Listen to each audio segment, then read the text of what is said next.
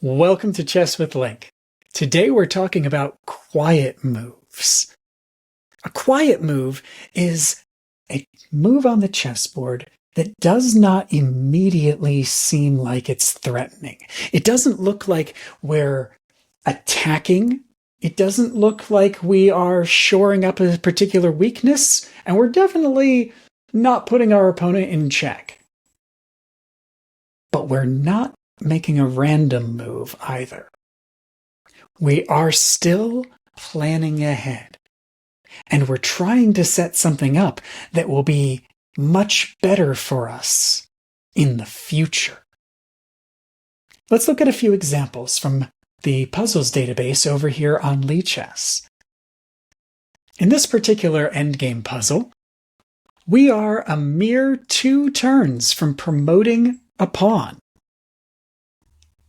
But we must not forget that our opponent is also 2 turns from promoting a pawn, and has a rook, which could come on over here and either cause some significant trouble for our pawn as it attempts to promote, or skewer through our king, forcing him to move, and if we're not careful, we could lose our knight. But if we remember that after we move our pawn forward, it is a mere 1 step from promotion. And that is a threat to our opponent. That can change everything. Let's move that pawn forward 1 square. That attracts our opponent's rook over here to the d file, and that feels dangerous.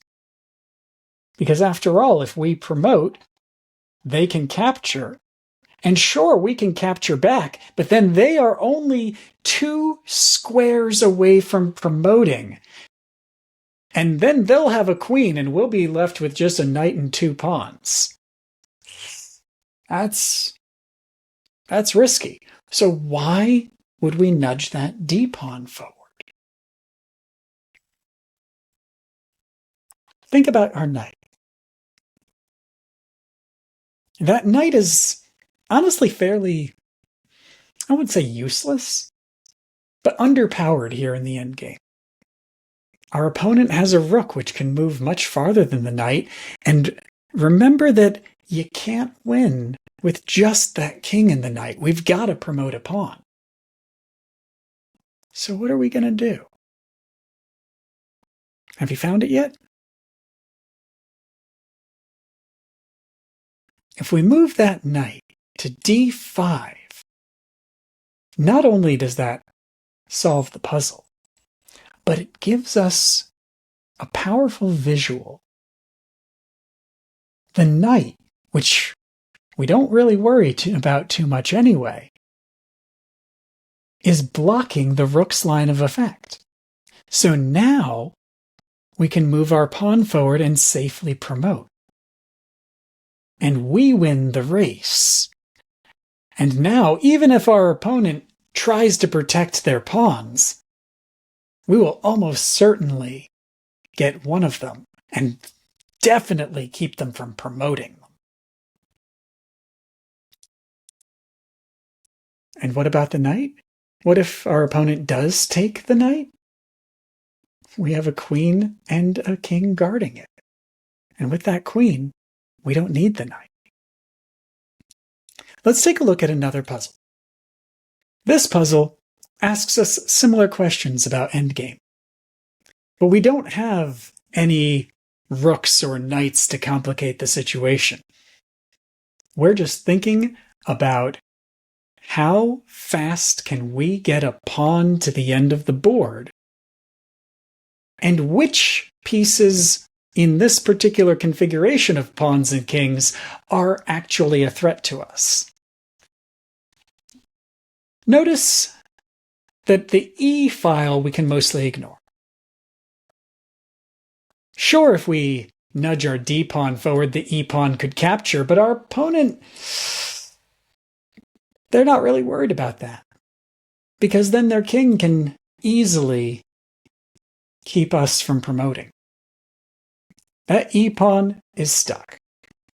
Similarly, the g-pawn is stuck. I almost feel bad talking about the g-pawn. It is physically blocked by a king and has two opponents just ready to capture him and then race down forward and promote themselves. So if we're not thinking about the E file or the G file, what about over here?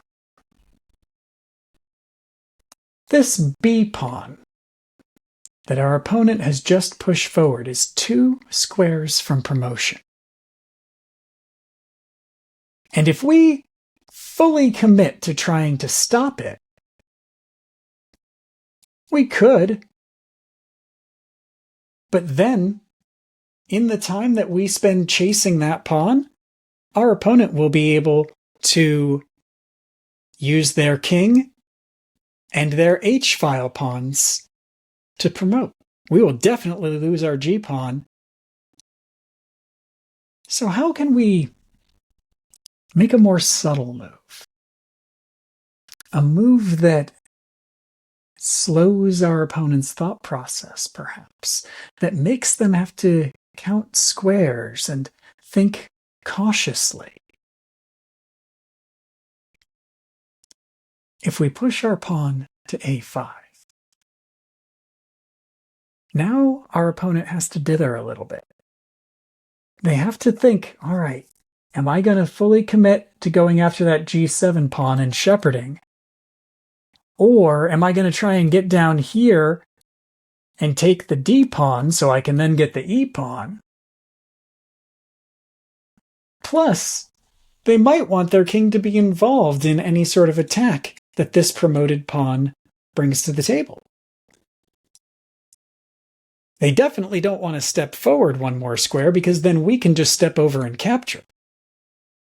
And with this small little shift of our A pawn, the race in the H file becomes a lot more cautious. And in fact, from here we can just keep pushing that A pawn. And while this is in no way an easy victory, now our opponent really has to decide where they're going to commit their attack. Because that B pawn is still struggling, and the king really has to decide which way he's going to go. Let's take a look at a puzzle that has a little bit more complexity to it.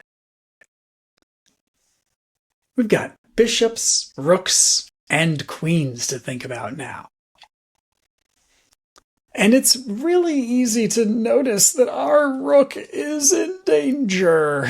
That bishop just moved, not only to save itself from our rook, but to threaten our rook. We do have a bishop down here at g2 that at first glance looks like it could come up and help, but then our opponent's just going to take it with the queen, and everything becomes even worse. We have a queen that is threatening over towards our opponent's king, but has no support. She's feeling kind of isolated there in the middle of the board. So how are we going to make a quiet move? A move that isn't instantly, obviously a threat, but creates a threat for later that our opponent must respond to now, or risk everything falling apart.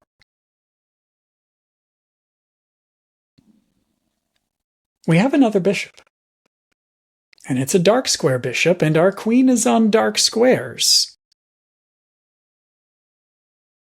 Have you found it?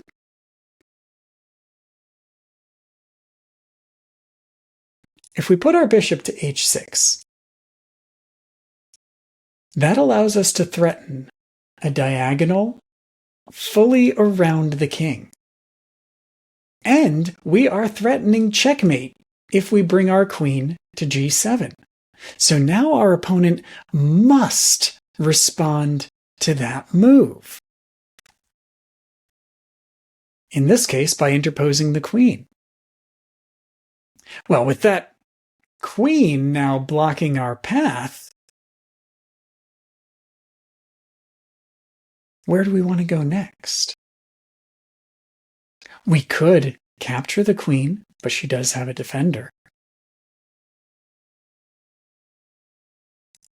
We could save our rook, but where can we really put that rook that he's not going to be captured soon or too passive?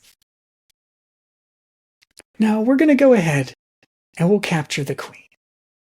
And of course our opponent responds by taking back. But now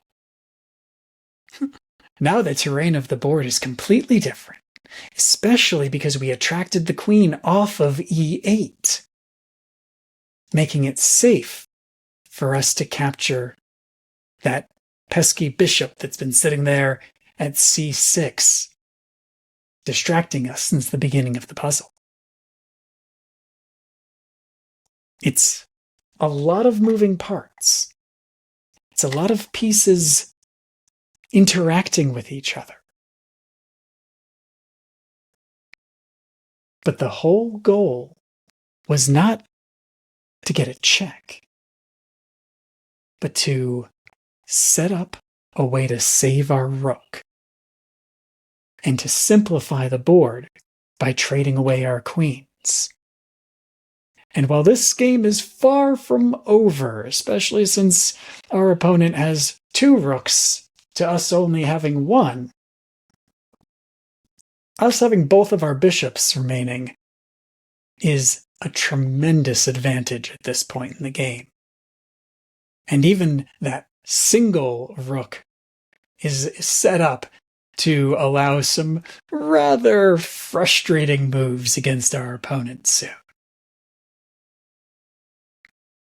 So folks, thank you for following along with me a little here as we studied the ways that quiet moves can radically alter your chess game. I'm going to leave you with one last puzzle. And I'd love to hear your comments. If you're one of my students, make sure you keep your comments in the Outschool room. If you are joining us from the vast interwebs, please feel free to share down below here on YouTube.